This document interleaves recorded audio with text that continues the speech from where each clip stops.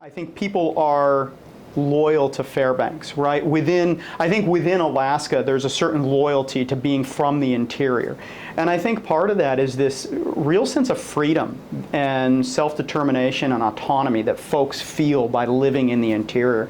And I think that's something that most of us who live here really appreciate about being here. We feel like we're kind of out here on our own in the middle of the state. Obviously, we're part of Alaska and part of the bigger Alaska community, but there's a kind of a sense of ruggedness that has to go along with that sentiment, right? And so I think that's what draws people here. I certainly enjoy that aspect of being in Fairbanks, right? There's kind of a feeling of independence up here, self-determination.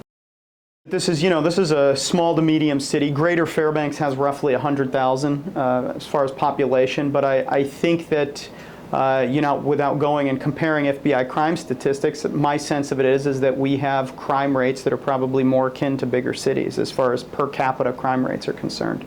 Police and prosecution are absolutely out there every day making a huge difference in these communities. I'm showing a pre-trial conference runner of 10:25 at 8:30. Okay, so we would have one on 20. Do you want to keep the 25th, or do you want to go farther out? Your Honor, that's fine. We can keep that. All right, pre-trial conference October 25th, jury trial November 7th. Anything further from either side? No, Your Honor. No, Your Honor.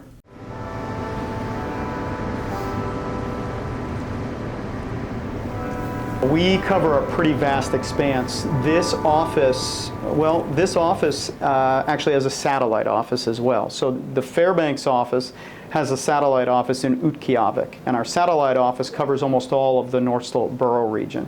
This office itself, the Fairbanks office, covers almost all of interior Alaska, as far east as the Canadian border, as far north as the North Slope Borough, south to Cantwell, and west approximately to Galena. It's an enormous area.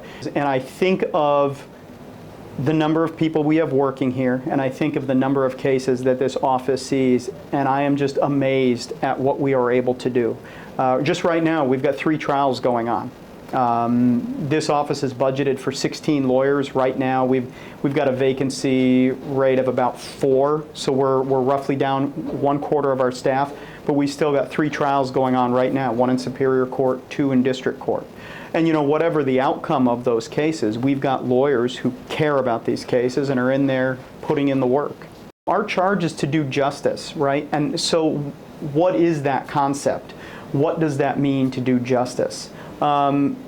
There's a lot of different things under that umbrella, right? It could mean that we prosecute somebody to the fullest extent to make sure they have the longest sentence, to make sure that they are isolated and our community is protected. It might mean that we get somebody into treatment and we end up dismissing their case.